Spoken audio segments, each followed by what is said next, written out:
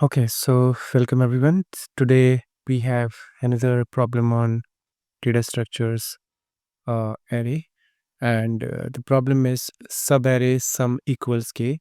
This is a medium level problem. We'll quickly start with the problem description. So, given an array of integers nums and an integer k, return the number of subarrays whose uh, sum equals k. So, a subarray is a contiguous non-empty sequence of elements within an array.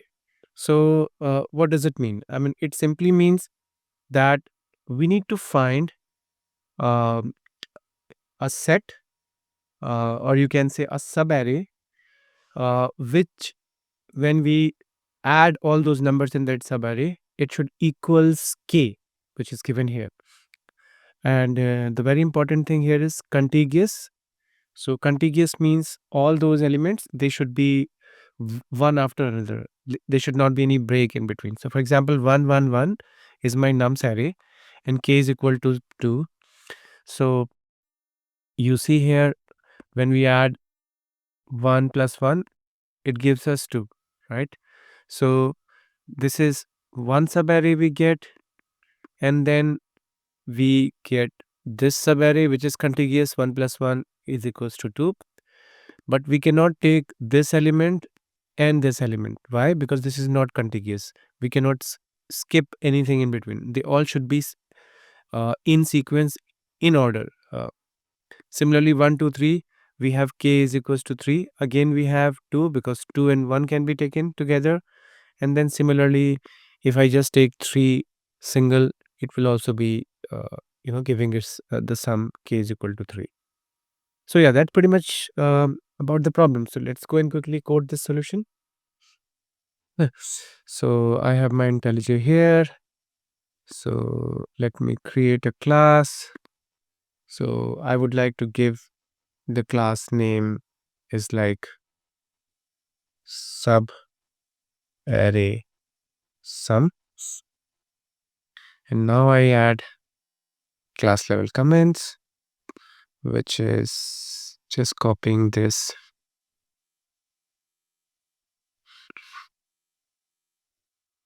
Over here we have class level comments. Now follow the same practice like main method, and first will be input, and then my logic, and then my output. So this is a standard way. In input we target input, which is nums array. So nums is equals to, so these are 1 comma 1 comma 1, and then we have int k, which is where we want to find out the sum. I mean, which is exactly what we are looking for in nums array as a subarray sum. Then in terms of logic, uh, so logic is pretty straightforward, because when we say logic, uh, it's like we are looking for a result. Okay, so int result equals to sub array sum, and then I pass here nums int k. Okay, so this is subarray sum, and this is, so we can also rename it with, let's say, subarray sum equals k, right? So that will give more meaning to the class name. Okay, now we get the result, and this is where we are kind of printing our result. So we just write total sub arrays with sum k is result. So that's pretty much all. Okay, so now before we go into the solution, it is very important to, I think everyone got the problem description and what we have to do. Now it's time when our brain should trigger the approach, right? So as I always say, whenever you are asked any questions on any data structure problem, and you are sitting in front of an interviewer, you should always start with a brute force discussion. This gives a visibility or put, rather I would say it put a good impression onto the interviewer that you are constructively making a solution to an optimized one, not something which learned, or somehow you got this because you already did that solution. So we have to find the subarray. And when we say subarray, it means we are talking about nesting loop, because if there is an array and we have to find out the subarray, of course, it's an iteration where you are talking about main loop and then inner loop, because main loop will be picking an index, and inner loop will be taking all the elements up to the length of the array. So making all the sub arrays. So for example, I starts with 0, and then you have another loop which is j is equals to j is starting from I up to the index, which is the length of the array. So outer loop for starting index I, inner loop ending index j of the subarray. And for each subarray I comma j, okay, calculate sum, and if sum equals k, increment the count. If And then finally, when we are done, we return the count of valid subarrays. So this is very straightforward brute force solution. But when it comes to brute force solutions, you already see that we are talking about nested iterations. So it means the time complexity of this, like outer loop will be O of n, inner loop again O of n, and because we are doing it nesting it, so it's like O of n square. Space complexity, of course, it will be no space. Uh, so O of 1 is my space complexity in brute force. But we will solve this problem in a better way, like in an optimized way, taking a bit of space. So optimized solution here is like we'll take a little bit of space, and then we will store the cumulative sum and the number of times each sum has appeared so far, right? So that is the key idea here. And then we will see how exactly, I mean, of course, when we add space complexity, we will definitely, because each and every action is equal but opposite reaction in terms of time and space complexities. So let me quickly code this, the other version or optimized version of this solution using a data structure which can store our cumulative sum, right? And then we will talk further about that. All right. So I will just create this method, create subarray sum. And as you know, I need to make a count which can start with 0. And then I will take my sum, which will be starting with 0. And then, yeah, so I'll create a hash map here, which have keys integer, value as an integer, and then sum map. Okay. And then you create new hash map. All right. So this is my hash map. Now the very first thing we start with, like we store something, like we start with uh, put 0 comma 1. Okay, this is my base case. Meh. Base. Okay, so this is base case. And then I think I forgot this. Then I have my for loop, which will say int sum, like pick all the int num, pick all elements from the array num, and then uh, I'll just do sum plus equals num. And yeah, so this is kind of what it is doing, like update cumulative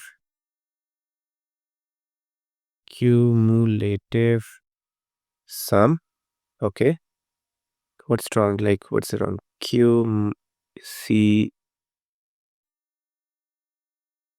Okay, so cumulative, that's where it's wrong.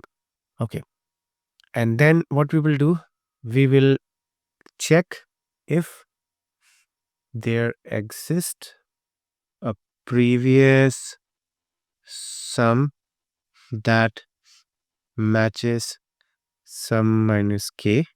Okay. If that is the case, we just say sum map dot contains key, which is sum minus k. So if that exists, so we just need to increment our counter count like whatever the previous value and then adding it. So sum map dot get. So if we found something already into the map, it means we just need to reuse. I mean we have to reuse it, the existing previous value of the counter, because this is what we are storing, right? We're storing key values. Key is my sum, the current accumulative sum, and then the value is the count. So yeah, so that's what we do, and then at last what we can do, like update the map with current cumulative sum, and then sum map dot put sum comma sum map dot get default, and this is sum comma 0 plus 1. Yeah, so this is the very standard way of adding, starting to add any new key found, and if not, that get the previous one and then add the value, whatever value exists, plus 1 to that particular value, and then return count over here, return count. So yeah, so this is pretty much all about how we are kind of looking forward in a solution uh, for this particular, using some storage. So yeah, let me explain you one more time, line by line, why and what we are doing. So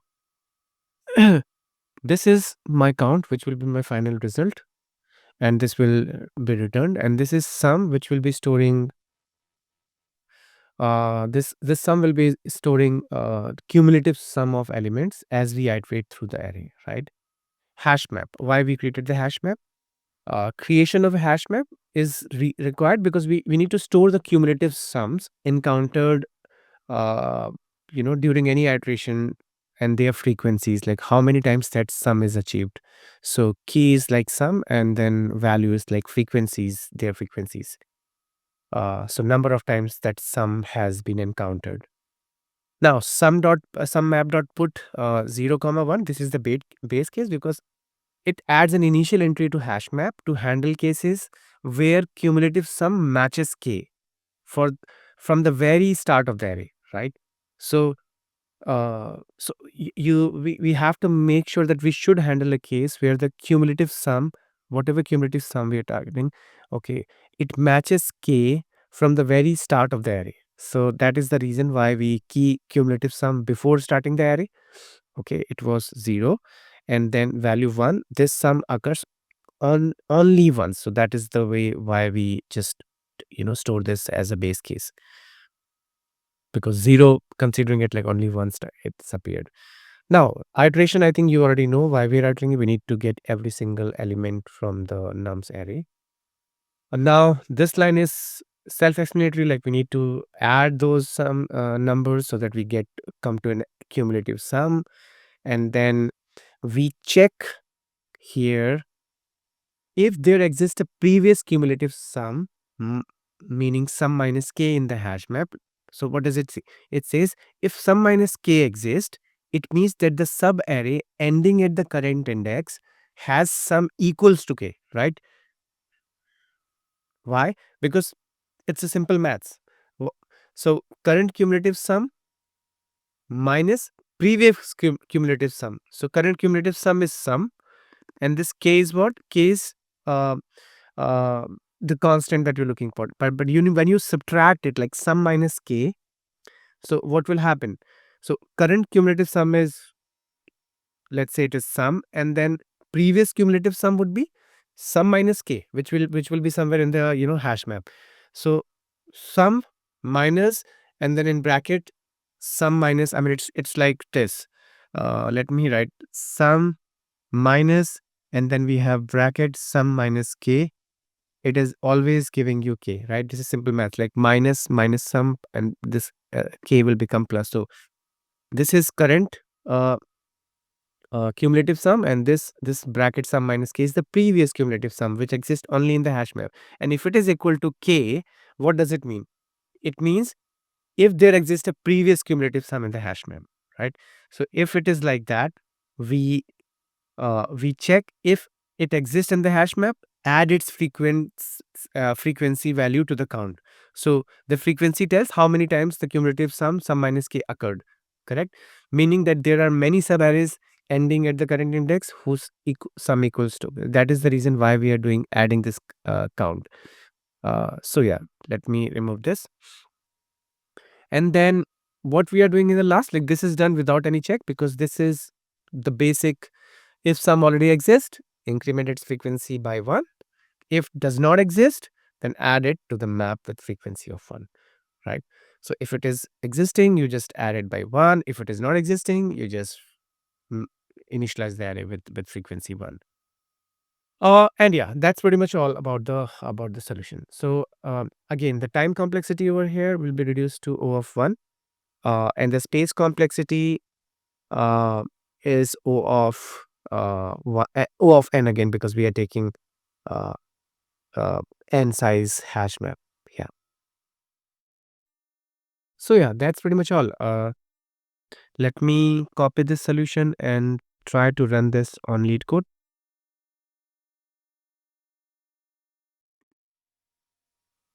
And since we are taking a hash map, so I just need to copy this hash map from here, because this program will not run if we run it without utility methods that we are using in.